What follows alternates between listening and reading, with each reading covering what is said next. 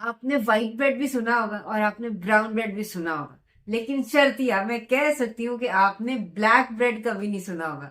ये black bread कैसे बनता है, इसके क्या फायदे हैं और ये आप कैसे खुद बना सकते हैं, ये जानने के लिए ये वीडियो एंड तक जरूर देखें। अस्सलाम वालेकुम वरहमतुल्लाहि वबरकातुहू। हीलिंग जामा क्लिनिक से मैं डॉक्टर असमा महमूद हूँ और ये बात मैं पहले बता चुकी हूँ कि जो ब्लैक व्हीट होती है यानी कि काली गंदम, उसके फायदे बहुत ज्यादा हैं आपकी नॉर्मल व्हाइट गंदम की निस्बत। इसके अंदर ग्लूटेन होता है, इसलिए वो लोग नहीं ले सकते जो लोग ग्लूटेन सेंसिटिव है या जिनको सीलिक डिजीज है, और वो लोग भी नहीं ले सकते जो लोग अपने कार्बोहाइड्रेट काउंट को लो रखना चाहते हैं। लेकिन अगर आपको ये प्रॉब्लम नहीं है कि आप वेट लूज करना चाहते हैं या कि आपको सीलिक डिजीज है, तो काली गंदम आपके लिए बहुत अच्छी चीज है, सिर्फ इसलिए कि इसके अंदर एंथोसाइनिन्स या एंटीऑक्सीडेंट्स होते हैं वो बहुत ज्यादा मिकदार में होते हैं। तो इससे पहले मैं आपको काली गंदम से रोटी बनाना तो बता चुकी हूँ, आज मैं आपको इसी काली गंदम से ब्रेड बनाना दिखाती हूँ।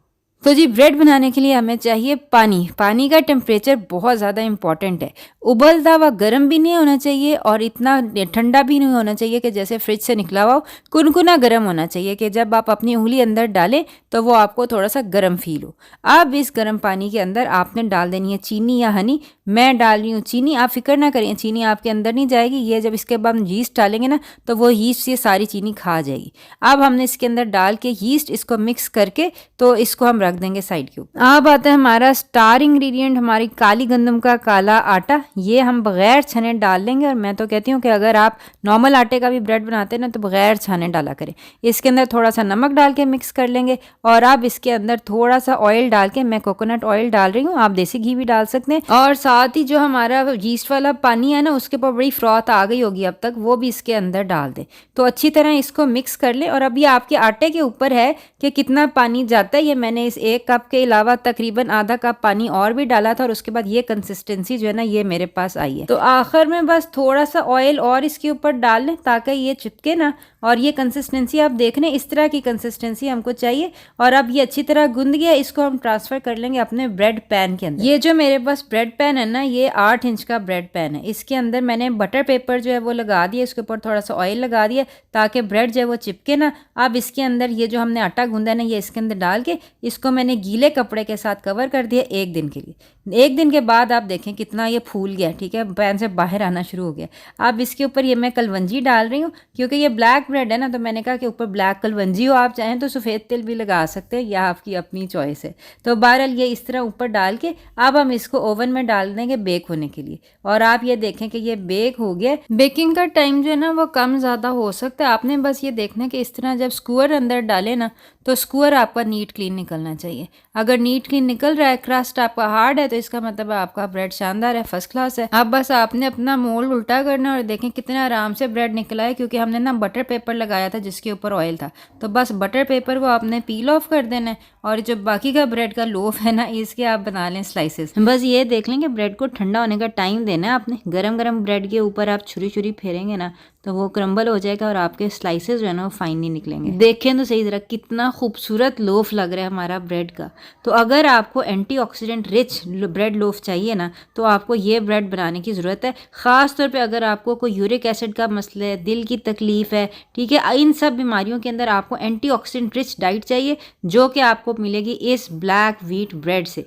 तो इसके मैं स्लाइसेस कर रही हूँ। इससे पहले मैं जैसे कि बता चुकी हूँ ये रोटी कैसे बना सकते हैं इस आटे से मैं शेयर कर चुकी हूँ, नान कैसे बना सकते हैं, ये सब चीज़ें देखने के लिए ना आपको हमारा चैनल सब्सक्राइब कर लेना होगा और साथ ही दिए गए बेल के आइकन के ऊपर भी क्लिक कर लें ताकि जैसे ही मैं नई नई वीडियोस अपलोड करती हूँ ना आपको पता चल जाए कि वीडियो अपलोड हो गई हुई है। बहरहाल ये है कि एयर पॉकेट्स चेक करें, ये हमारे ब्रेड की कितनी शानदार एयर पॉकेट्स है। मैं आपको ये जो होममेड मेयोनीज़ है ना इसके ऊपर लगा के दिखाती हूँ। ये जो मेयोनीज़ है ना ये भी प्रोबायोटिक रिच है, इसके अंदर मैंने कीफर डाला हुआ है। इसकी रेसिपी भी देखने के लिए आपको हमारा चैनल सब्सक्राइब करना पड़ेगा। बहरहाल ये जो होममेड मेयोनीज़ है इसके साथ ये मेरी होममेड स्ट्रॉबेरी जैम है और अब आपको पता ही है इसकी रेसिपी आपको कैसे मिल सकती है, वो भी आपको हमारे चैनल पर मिलेगी। तो ये है कि ये मैंने मेयोनीज़ और जैम का एक सैंडविच सा बनाया है।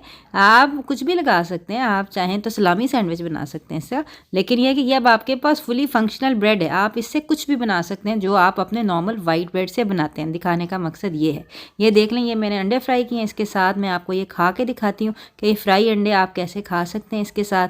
ये देखें कि कितने आराम से बिल्कुल ब्रेड की तरह जो है ना ये इसकी स्ट्रक्चर है, इसका जो टेक्सचर है, एयर पॉकेट्स देखें आप, बिल्कुल नॉर्मल ब्रेड की तरह है। और सबसे अच्छी बात है कि ये आपने ख़ुद घर में बनाया है, इसके अंदर कोई केमिकल्स नहीं है, कोई एडिटिव्स नहीं है, कोई प्रिजर्वेटिव्स नहीं है, ठीक है। और जब आपका दिल चाहेगा ना तब आप नया ब्रेड बना लेंगे, ठीक है। तो ये मैं आपको इसी ब्रेड से ना एक छोटा सा पिज़्ज़ा बना के भी दिखाती हूँ। ये मेरा कास्ट आयरन का पैन है, इसके अंदर मैंने ये ब्रेड डाला है और इसके ऊपर मेरी होममेड केचप मैंने डाली, थोड़ी सी मैंने सब्जियां डाली और इसके ऊपर थोड़ा सा कीमा डाल के इसके ऊपर ये जो श्रेडेड मोज़रेला है ये मैंने डाल दी है और इसके ऊपर ऑलिव्स डाल के, और ये देख लें मैंने ढकने से कवर कर दिया। और अब ये देख लें 2 मिनट के अंदर अंदर हमारा जो ब्रेड स्लाइस पिज़्ज़ा है ना ये तैयार हो गया।